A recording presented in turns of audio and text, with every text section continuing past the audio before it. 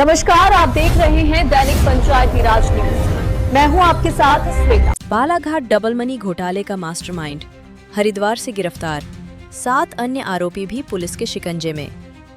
बालाघाट जिले के बहुचर्चित डबल मनी निवेश घोटाले में फरार चल रहा कथित मास्टरमाइंड सोमेंद्र कंकराय ने आखिरकार पुलिस के हत्थे चढ़ गया। बालाघाट पुलिस ने विशेष अभियान चलाकर उत्तराखंड के हरिद्वार से सोमेंद्र कंकराय ने सहित कुल 8 आरोपियों को गिरफ्तार किया है। इस कार्रवाई को जिले के सबसे बड़े आर्थिक अपराधों में एक अहम सफलता माना जा रहा है। निवेश दोगुना करने का झांसा देकर करोड़ों की ठगी। पुलिस के अनुसार लांजी तहसील के बोलेगांव निवासी सोमेंद्र कंकराय ने अपने सहयोगियों और एजेंटों के माध्यम से लोगों को कम समय में निवेश की राशि दोगुनी करने का लालच दिया।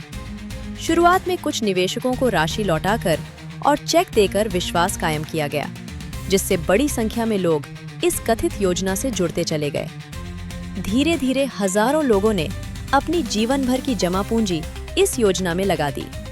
आरोप है कि कई लोगों ने अधिक मुनाफे की उम्मीद में अपनी जमीन, मकान, जेवर और अन्य संपत्तियां तक बेचकर निवेश किया। इस कथित ठगी के शिकार केवल बालाघाट ही नहीं, बल्कि अन्य जिलों और राज्यों के लोग भी हुए। वर्ष 2022 में हुआ था बड़ा खुलासा। लगातार मिल रही शिकायतों के बाद वर्ष 2022 में बालाघाट पुलिस ने इस कथित डबल मनी रैकेट का खुलासा किया था। उस दौरान सोमेंद्र कंकराय ने सहित कई एजेंटों को गिरफ्तार कर विभिन्न धाराओं में अपराध दर्ज किया गया था। हालांकि बाद में न्यायालय से सशर्त जमानत मिलने के बाद सोमेंद्र और उसके कुछ सहयोगी फरार हो गए थे। इसके बाद पुलिस लगातार उनकी तलाश में जुटी रही और विभिन्न राज्यों में तकनीकी निगरानी एवं मुखबिर तंत्र के माध्यम से उनकी लोकेशन ट्रेस करने का प्रयास करती रही। हरिद्वार में दबिश देकर 8 आरोपी गिरफ्तार। पुलिस को सूचना मिली कि फरार आरोपी उत्तराखंड के हरिद्वार में छिपे हुए हैं।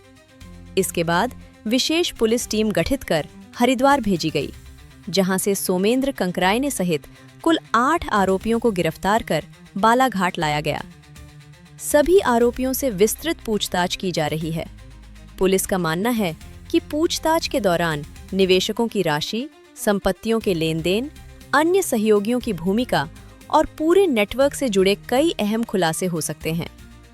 मामले में अन्य लोगों की संलिप्तता सामने आने पर आगे भी कार्रवाई की जा सकती है। एसपी आदित्य मिश्रा ने क्या कहा? पुलिस अधीक्षक आदित्य मिश्रा ने बताया कि फरार चल रहे मुख्य आरोपी सोमेंद्र कंकराय ने सहित 7 अन्य आरोपियों को हरिद्वार से गिरफ्तार किया गया है। सभी के विरुद्ध विधि सम्मत कार्रवाई की जा रही है तथा मामले की विवेचना जारी है। उन्होंने कहा कि आर्थिक अपराध करने वाले किसी भी आरोपी को बख्शा नहीं जाएगा और कानून के दायरे में लाकर उसके खिलाफ सख्त कार्रवाई सुनिश्चित की जाएगी। पीड़ितों में जगी न्याय की उम्मीद। डबल मनी घोटाले ने हजारों निवेशकों की आर्थिक स्थिति को गंभीर रूप से प्रभावित किया था। कई परिवार आज भी अपनी जीवन भर की जमा पूंजी वापस मिलने का इंतजार कर रहे हैं। मुख्य आरोपी की गिरफ्तारी के बाद पीड़ितों में न्याय मिलने की उम्मीद एक बार फिर मजबूत हुई है।